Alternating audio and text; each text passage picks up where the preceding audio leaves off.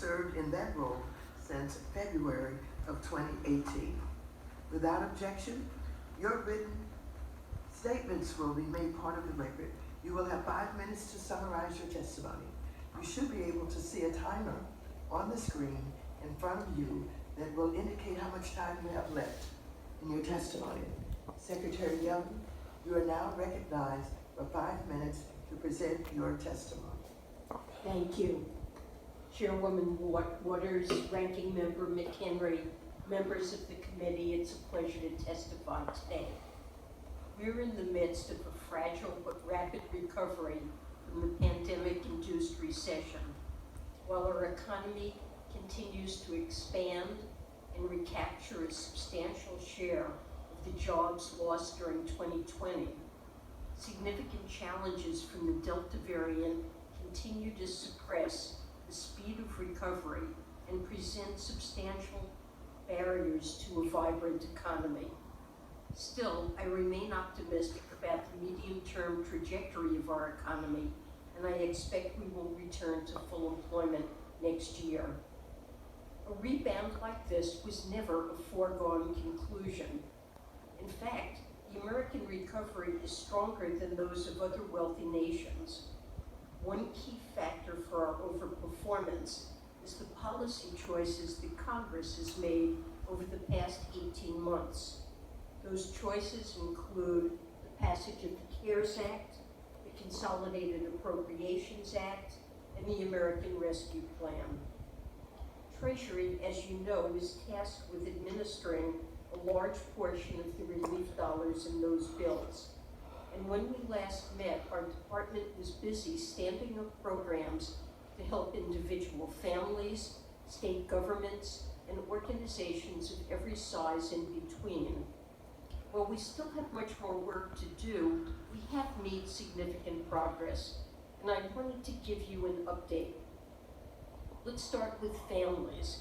In July, our department started sending the monthly expanded child tax credit payments to the families of nearly 60 million children across the country. To date, $46 billion in payments have been made, and we're already seeing the impact. Analysis by the Census Bureau found that after the first payments in July, food insecurity among families with children dropped 24%. As for state, local, tribal, and territorial governments, COVID-19 decimated their budgets.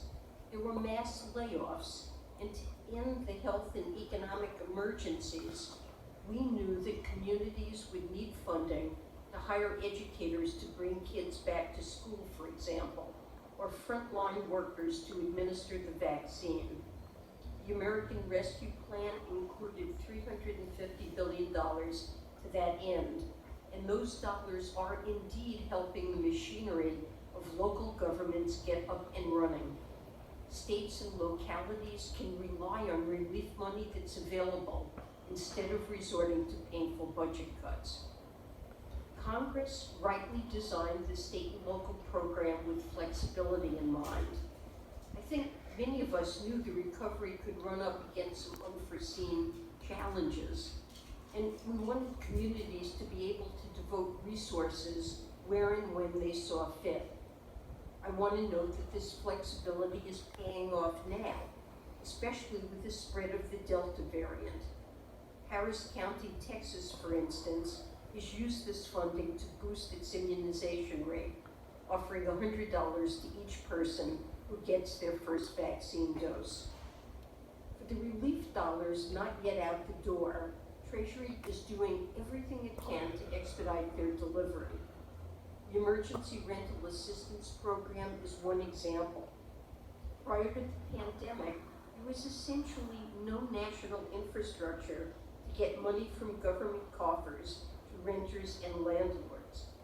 Building that infrastructure has been a massive undertaking for states, localities, and tribes.